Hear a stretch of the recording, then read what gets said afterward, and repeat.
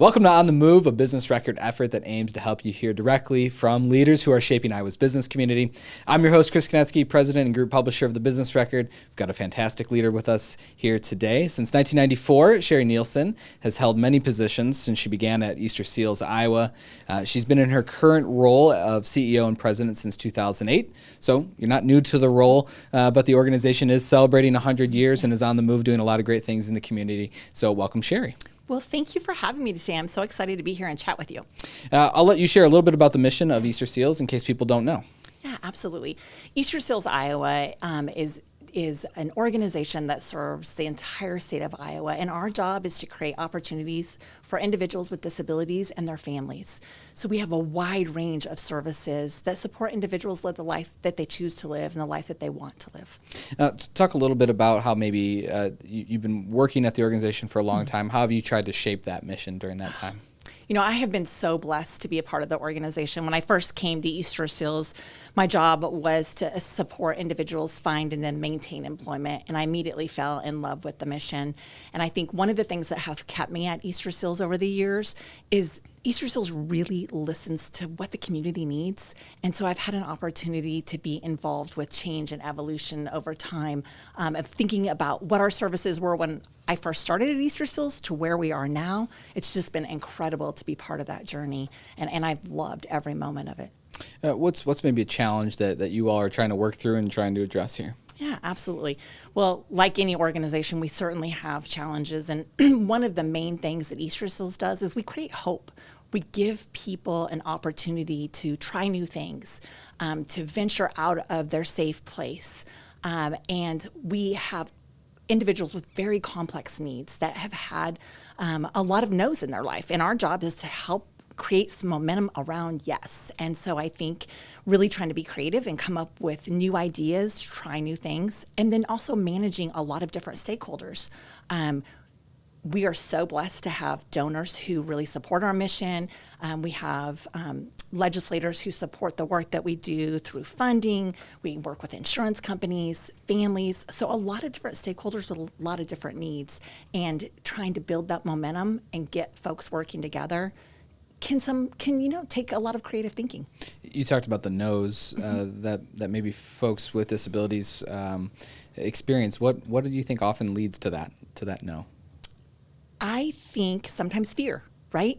So sometimes, in the disability field, to access services, you have to show a deficit, things you can't do.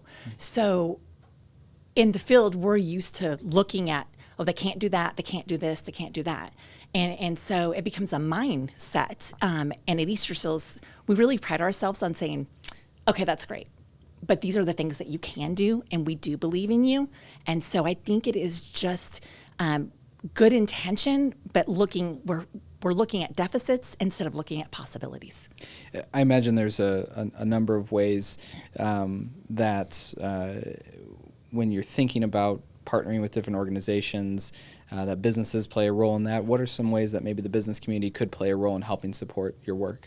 Well, first, I just want to say we are so grateful because we have tremendous support from so many businesses, whether that be philanthropic support, whether that be partnerships with employment, partnerships with job shadows and internships.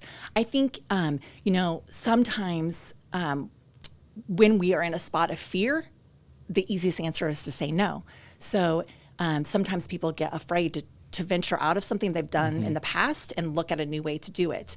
And I think always looking at Easterseals as a partner, someone you can call. I have a team member who has a disability. They're struggling with this. I want to be able to, what accommodation might I offer? Not to be afraid to ask the question, because so oftentimes we get stuck in the way that we've always done things because we don't ask the questions because we're afraid of offending someone. From an employment standpoint, what are some things maybe you wish businesses knew more about employing folks that might have a disability? Yeah, absolutely. So employment is really where my passion is. It's where I started my career.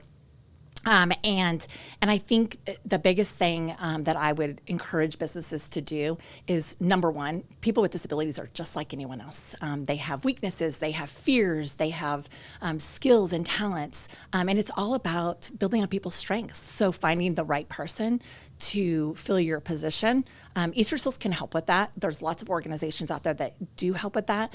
And I think just getting out of your comfort zone and thinking creatively about what you need, but not having stereotype behavior. Like sometimes people will think, well, if I employ somebody with a disability and they get hurt, that's going to make my workers' comp go up. Well, the reality of that happening is slim to none, and the data will show that individuals with disabilities don't have more workers' comp issues than any other employee does. When you think about some of the priorities in the coming years, or maybe something that's underway now, maybe share some of the things that you're working on right now to either strengthen the organization or strengthen the community. Yeah, so we are super excited to celebrate our 100-year celebration. I had a mentor who would always say, we stand on the shoulders of those who came before us, and I'm proud to have an opportunity to be here for the celebration. So we're really excited about that, bringing people back into the mission that maybe have supported us in the past or worked for us in the past. So I'm just excited to really acknowledge the sacrifice and the work that's gone in to delivering the mission for the last 100 years. We're also really excited. Our board just recently approved a capital campaign where we're going to be looking at expanding our brain health services. We're going to be looking at expanding our assistive technology services. And so I'm really excited. Those tools will allow us to say yes to more people. So I'm very excited about that. And when will the celebration be? The celebration is June 6th. More to come on the time. It's good for you to get that off-camera support there just a little bit. When you think about the vision for the organization, so maybe stretch it out just a little bit more. Where are you hoping that you and your team take the organization in maybe the next 5 years or so? Yeah, the reality is for disability services right now, there's waiting lists for services. I don't want to have to tell families no. I don't want to not have answers for people. I vision us to continue to be connectors, to continue to breathe hope into people. I want to get to a place where if we can't help you, we can definitely get you to someone who can help you and get that help to you right away. Okay, this is always a tricky one, but businesses often have resources that they could provide, whether that's time, money. If there was something the business community could do to directly help Easterseals, what's something that maybe would be a direct way to help you all? Well, we have lots of opportunities. A couple things just come to mind. Camp Sunnyside is located on 80 acres, so we are a great place to do volunteer activities. We're a great place to do training for your team members. Most of the time, once people come to our campus or see our mission in action, they fall in love with it because it's so amazing. So that would be something that people could do. We're always, and again, so grateful for the philanthropic support. And then we'd also love to help businesses employ more people with disabilities. Individuals with disabilities live in a large number live in poverty, they're underemployed or unemployed, and they have valuable resources for businesses. So we can always help you sit down and brainstorm.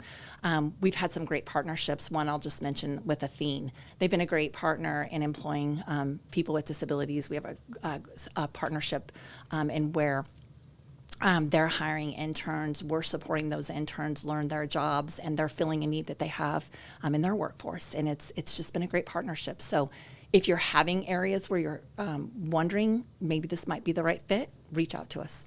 Let's talk a little bit about you. Also, Sure. You've been leading the organization for a long time. Yeah. What was maybe the passion that got you really involved in this work and in this field?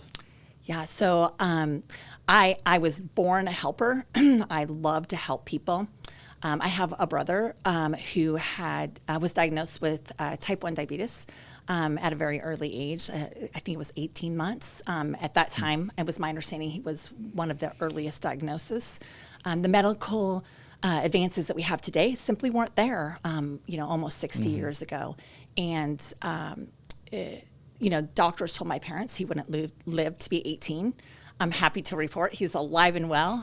He's been the mentor for me, an example of figure out a way to say yes.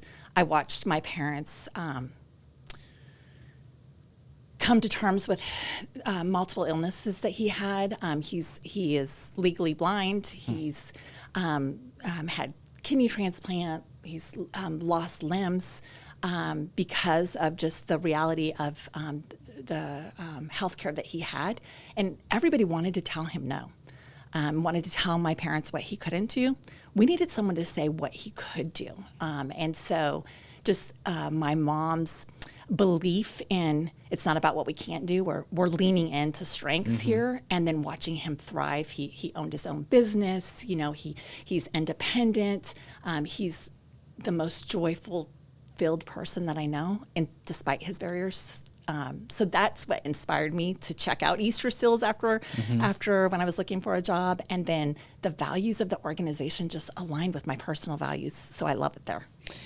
You've been leading the organization, of course. So what's maybe something that you want people to know about how you operate and how you lead? Yeah. So first I would say I wanted to make a difference. My philosophy is you surround yourself with really great people and you get out of their way and let them do their job. And leading is all about, to me, it's all about loving and sacrificing. So if you love what you're doing and you love the people that you're doing it for and you love the people who are on your team, you make those sacrifices to get the outcome. And that's how I tend to lead. All right, we're going to learn a little bit more about you. So this is the kind of the rapid fire part of things. So what's maybe one thing we'd find you doing in your free time? Oh, okay. Well, I love anything water, anything sun. I enjoy that. I have great time of year for that. Oh, yeah. I have 5 children and 4 grandkids that I adore. So any time with them is a wonderful time. Biggest business pet peeve? Whining and excuse making. Good ones. One word to describe yourself. Passionate. When you play music, the song and or artist that would be on in the background. Sheryl Crow. Okay, you got a specific song from Sheryl? The pressure of a specific song. I'm awful with song titles, okay, I don't so know we'll just have you sing it. I don't know the title. I don't think you want that. I don't think you want that. Sheryl Crow, we got you. All right, favorite movie or TV show? Ooh, that's a tough one. I don't do a lot of movies or TV. You could throw a podcast in that equation. But I would say maybe 50 First Dates, because that's all about believing in people's strengths and playing into their strengths, and that's what we do at Easterseals every day. Great answer. A business book that you think people should read or that you've been reading? Oh my goodness. Well, I just finished my good friend Rick Tollickson's book and mentor. That was really great. It was fun to see some of his journey along his way. But so that's a really great one. I really love The Next Level. It's all about, when I started Easterseals, I just want to help people. I didn't want to be a manager. I didn't want to be a CEO.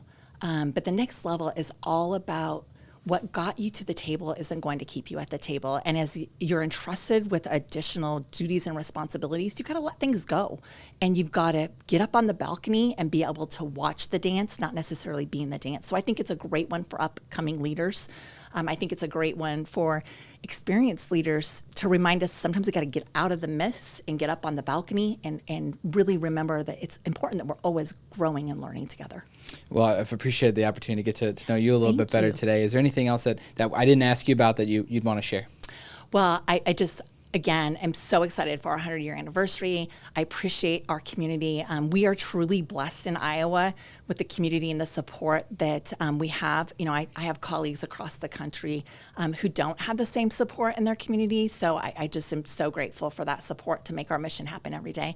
And I want to give you guys a shout out because I think you do such a great job keeping us all informed, nonprofit business, all informed and educated to continue to support our community. Well, thank you. And thank you for all the work that you do for the community as well. And thanks for joining us for On the Move. I'm so grateful that we have so many fantastic leaders like Sherri here in this community and gotten the opportunity to get to know you better. We know one of the secrets to this community success is the way we connect on a personal level with each other. So do me a favor, as Sherri and her organization are celebrating their 100th anniversary, find a way to help lend a little extra hand her way to her work, find a way that you can give back to the community so that her energy and work can go back into the community as well. Thank you again for watching. Again, I'm Chris Conetzkey, president of the Business Record. I'll see you next time for On the Move.